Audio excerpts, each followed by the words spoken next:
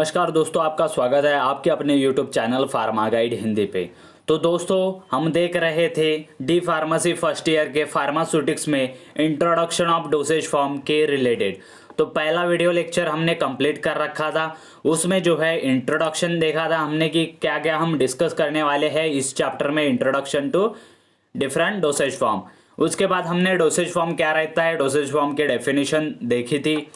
साथ ही साथ हमने जो है इंट्रोडक्शन उसका पूरा कर लिया था कि इंट्रोडक्शन में क्या क्या देखा था हमने। एक्टिव फार्मास्यूटिकल इंग्रेडिएंट देखा था, डोसेज फॉर्म की डेफिनेशन देखी थी, ड्रग की डेफिनेशन देखी थी, साथ ही साथ एक्सिपिएंट क्यों ज़रूरी रहते हैं किसी भी डोसेज फॉर्म प्रिपेयर करने के लिए, तो वो भी देखा था हमने। साथ ही साथ हम यह भी डिस्कस कर रहे थे कि अगले वीडियो लेक्चर में, मतलब इस वीडियो लेक्चर में हम देखेंगे एक क्वेश्चन है जो जिसके बारे में हम डिस्कशन करने वाले हैं। साथ ही साथ हम यह डिस्कशन करेंगे कि नीड्स ऑफ डोसेज फॉर्म, किस लिए डोसेज फॉर्म ज़रूरी है, तो उसके रिलेटेड यह वीडियो होने वाला है। तो वीडियो पे नए हैं तो चैनल पे नए हैं तो सब्सक्राइब ज़रूर कर दीजिए। अगर वीडियो पसंद आती है तो लाइक ज़रूर कर दीजिए और ज़्यादा से ज़्यादा दोस्तों के साथ शेयर ज़रूर कर दीजिए। तो चलिए बढ़ते हैं। अपना क्वेश्चन है अपने स्क्रीन पर यह रहा कि direct clinical use of active drug substances is rare and why. तो देखिए इसमें दो क्वेश्चन है कि direct clinical use of active pharmaceutical ingredient. मैंने बताया आपको कि एक्टिव फार्मास्यूटिकल इंग्रेडिएंट, सपोज अगर मैंने जो है वह बेटनोवेट सी जो है वो क्रीम ले ली, इसमें एक्टिव इंग्रेडिएंट जो है बेटामेथासोन और क्लियोक्विनाजोल रहता है। तो बेटामेथासोन हम डायरेक्टली अप्लाई कर सकते हैं क्या, इस क्वेश्चन का आंसर है। और क्यों कर सकते हैं या फिर व्हाई, क्यों नहीं कर सकते हम बेटामेथासोन का directly apply on the skin. हम जो है एक एग्जांपल दिया था मैंने बेटनोवेट सी का, आपको बेटामेथासोन और क्लियोक्विनाजोल उसमें प्रेजेंट रहता है, तो हम बेटामेथासोन को डायरेक्टली अप्लाई कर सकते हैं क्या, यह क्वेश्चन है। और क्यों नहीं कर सकते यह भी क्वेश्चन है, तो उसके रिलेटेड है।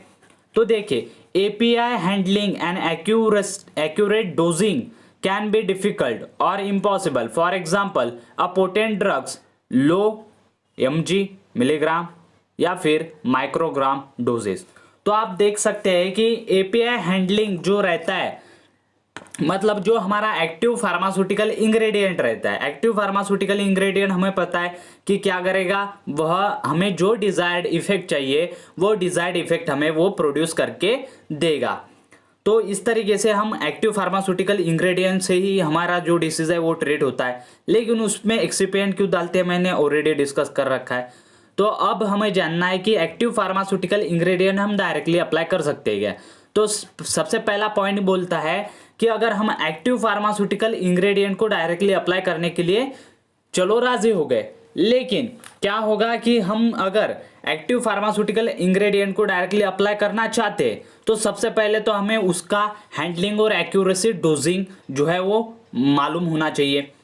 देखिए एक्यूरेसी और डोजिंग वो भी रहता है एक्टिव फार्मास्यूटिकल इंग्रेडिएंट, कई बार जो है वह लो mg मतलब मिलीग्राम में उसका जो है वह क्या करना पड़ता है, हमें उस एक्टिव फार्मास्यूटिकल इंग्रेडिएंट को वेट करना पड़ता है, उसके बाद उसका जो है वो फॉर्मुलेशन बनता है। या फिर हमें जो है कई बार जो एक्टिव फार्मास्यूटिकल इंग्रेडिएंट रहता है वो बहुत ही ज़्यादा कम मात्रा में लेना पड़ता है, जैसे कि माइक्रोग्राम के हिसाब से। तो इस हिसाब से अगर इतना ही एक्टिव फार्मास्यूटिकल इंग्रेडिएंट हमें जो है यूज़ करने के लिए मिलता है तो हमें जो है हम डायरेक्टली अप्लाई तो नहीं कर सकते, ये पहला पॉइंट इसका है। अगर हमें इतना कम मिलता है, mg में मिलता है, माइक्रोग्राम में मिलता है, तो हमें क्या करना पड़ेगा, इसके साथ जो अदर सब्सटेंसेज है लाइक एक्सिपिएंट में क्या आता है, फ्लेवरिंग एजेंट, डाइज आती है, डिफरेंट प्रिजर्वेटिव्स आते हैं, उसके बाद जो है बाइंडिंग एजेंट आते हैं, वह डाल के जो है इसका बल्क जो है इंक्रीज करना पड़ेगा। क्योंकि अगर हमने बल्क इंक्रीज किया तो ज़्यादा दिनों तक हम जो है वो मेडिसिन को, जो एक्टिव फार्मास्यूटिकल इंग्रेडिएंट है, उसे अप्लाई कर सकेंगे। लेकिन अगर हमने उसे बल्क में नहीं किया तो हम क्या करेंगे कि हम एक ही बार में जो है हम उसे लगाएंगे, या फिर डॉक्टर के हिसाब से अगर डॉक्टर ने बोला कि एक्टिव फार्मास्यूटिकल इंग्रेडिएंट जो है तुम्हें इस हिसाब से लगाना है, सपोज 7 डेज का ट्रीटमेंट है, एक्टिव फार्मास्यूटिकल इंग्रेडिएंट आपको दिया है 1 ग्राम दिया, 1 ग्राम या फिर 1 मिलीग्राम दिया आपको, तो 1 मिलीग्राम को आपको 7 दिनों तक आप कैसे वेट करके जो है लगा सकोगे। तो पहले पॉइंट का यह था कि इट इज इम्पॉसिबल और difficult to handling active pharmaceutical ingredient to apply directly on the clinical use और स्किन। उसके बाद सेकंड पॉइंट कहता है API administration can be impractical और unfeasible because of an size, shape, smell, order, taste and low activity. तो देखिए active pharmaceutical ingredient हम जो है बॉडी में जो है बॉडी पे डायरेक्टली अप्लाई करने के लिए तैयार हो गए, लेकिन हम यह भी जानते हैं कि एक्टिव फार्मास्यूटिकल इंग्रेडिएंट जो हमारे पास है उसका जो है शेप अलग होगा, या फिर उसकी साइज अलग होगी, या फिर उसका कई बार स्मेल आता है, या फिर कई बार ऑर्डर अलग होती, टेस्ट अलग होता है, लो एक्टिविटी रहती है, उसकी एक्टिविटी इंक्रीज करनी पड़ती है। तो इस हिसाब से एक्टिव फार्मास्यूटिकल इंग्रेडिएंट रहता है।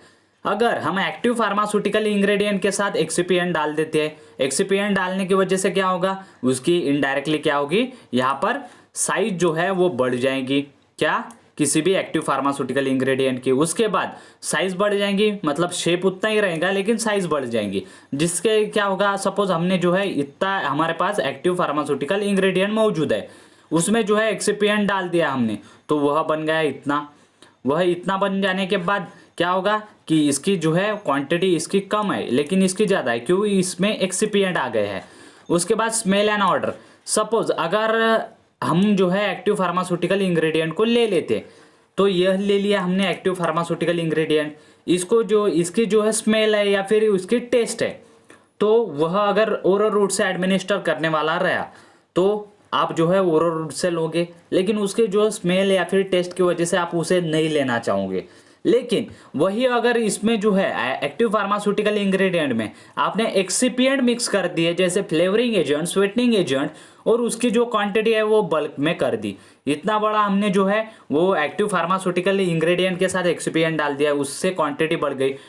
तो फिर क्वांटिटी बढ़ने की वजह से और उसमें टेस्ट आने की वजह से, फ्लेवर आने की वजह से, जो भी पेशेंट वो ड्रग लेना चाहता है जो एक्टिव फार्मास्यूटिकल इंग्रेडिएंट उसमें प्रेजेंट है, जिससे क्या होगा कि डिसीज ट्रीट होगा, तो वह पेशेंट डायरेक्टली उसे लेगा। क्यों? क्योंकि उसकी टेस्ट बेटर आ रही है। पहले की अगर बिटर टेस्ट थी तो इसकी टेस्ट जो है जरा से चेंज कर दिए, फ्लेवर डाल दिया उसमें, जिससे क्या होगा कि पेशेंट को नॉन कॉम्प्लिकेंस यहाँ पर फील होगा, वो अच्छे से ले सकेगा। उसके बाद some API are chemically unstable in the light, moisture और O2। तो देखिए कुछ एक्टिव फार्मास्यूटिकल इंग्रेडिएंट क्या रहते हैं कि वह अनस्टेबल रहते हैं लाइट में। अगर सपोज एक्टिव फार्मास्यूटिकल इंग्रेडिएंट हमने रख दिया, उसमें अगर लाइट गिरता है तो वह क्या होगा कि वह अनस्टेबल हो जाएंगे, जिसकी वजह से जो हमें डिजायर्ड इफेक्ट चाहिए वो डिजायर्ड इफेक्ट हमें नहीं मिलेगा। या फिर मॉइस्चर में आपको पता ही होगा, मॉइस्चर में different types of gases present रहते हैं, लेकिन उसमें से एक ऑक्सीजन ले लेंगे। ऑक्सीजन आप देख सकते हैं, ऑक्सीजन अगर जो है एक्टिव फार्मास्यूटिकल इंग्रेडिएंट के साथ रिएक्शन करता है तो वह क्या करेगा, डेटोरियोरेशन ऑफ द प्रोडक्ट करेगा, मतलब एक्टिव फार्मास्यूटिकल इंग्रेडिएंट को डेटोरियोरेट करना शुरू कर देगा। उससे क्या होगा कि एक्टिव फार्मास्यूटिकल इंग्रेडिएंट की स्टेबिलिटी चेंज हो जाएंगी या फिर उसमें केमिकल रिएक्शन आ जाएंगे, जिसके वजह से अगर वो हम एडमिनिस्टर करते हैं तो हमें डिजायर इफेक्ट नहीं मिलेगा। इसीलिए some API are chemically unstable in the light, moisture और O2, इसीलिए इसे डायरेक्टली क्लिनिकल यूज के लिए नहीं लिया जाता। उसके बाद active pharmaceutical ingredient can be degraded eight the site of administration, for example low pH in the stomach.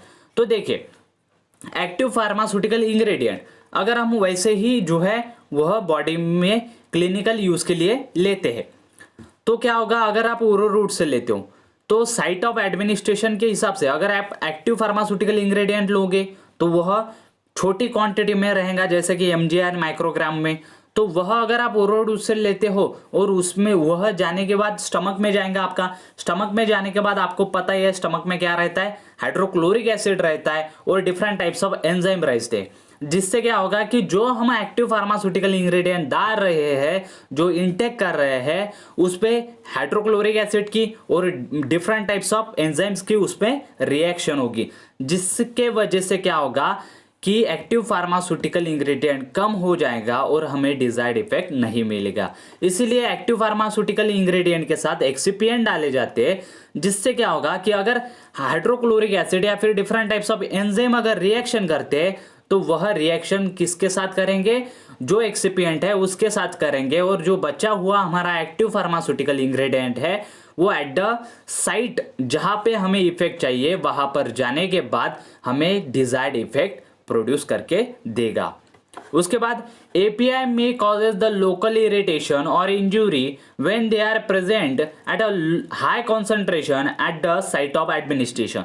तो देखिए यहां पर क्या होता है, इस पॉइंट में क्या बताया गया है कि अगर एक्टिव फार्मास्यूटिकल इंग्रेडिएंट को हम लेना डायरेक्टली क्लिनिकल यूज के लिए लेते हैं तो वह क्या करेगा, लोकल इरिटेशन वह फॉर्म कर सकता है, जिसकी वजह से इंजुरी भी कई बार ऑकर हो सकती है। कुछ कुछ केमिकल्स जो है, जो एक्टिव फार्मास्यूटिकल इंग्रेडिएंट रहते हैं, हाई कॉन्सेंट्रेशन में रहते हैं, हाई कॉन्सेंट्रेशन की वजह से इरिटेशन ऑकर हो सकता है या फिर इंजुरी फॉर्म हो सकती है। इसीलिए डायरेक्टली क्लिनिकल यूज के लिए एक्टिव फार्मास्यूटिकल इंग्रेडिएंट नहीं लिए जाते।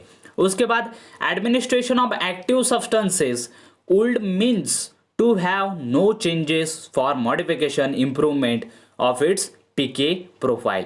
तो देखिए अगर हम एक्टिव फार्मास्यूटिकल इंग्रेडिएंट डायरेक्टली हम बॉडी में एडमिनिस्टर करते तो हमें उससे मॉडिफिकेशन नहीं करते आता, हम वो डायरेक्टली देंगे तो उस जो एक्टिव इंग्रेडिएंट हमें आया है, सपोज एक कंपनी है जो है वो फार्मास्यूटिकल इंग्रेडिएंट जो है दूसरे कंपनी से लेती है, तो दूसरे कंपनी से लेने के बाद यह ए नाम की कंपनी है, बी नाम की, ए नाम की कंपनी जो बी नाम के कंपनी से प्रोडक्ट लेती है, बी नाम की कंपनी ए नाम के कंपनी को प्रोडक्ट सप्लाई करती है, ए नाम की कंपनी उसके नेम से जो है वह मार्केट में दे देती है।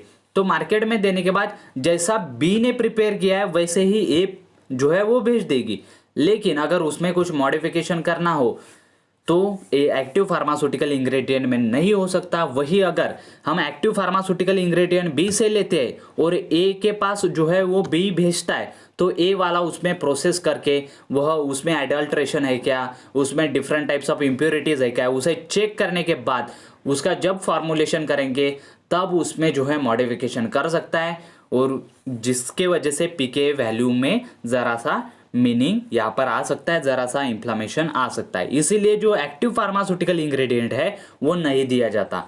तो आपको समझ में आ चुका होगा कि एक्टिव फार्मास्यूटिकल इंग्रेडिएंट क्यों डायरेक्टली क्लिनिकल यूज़ के लिए नहीं दिया जाता।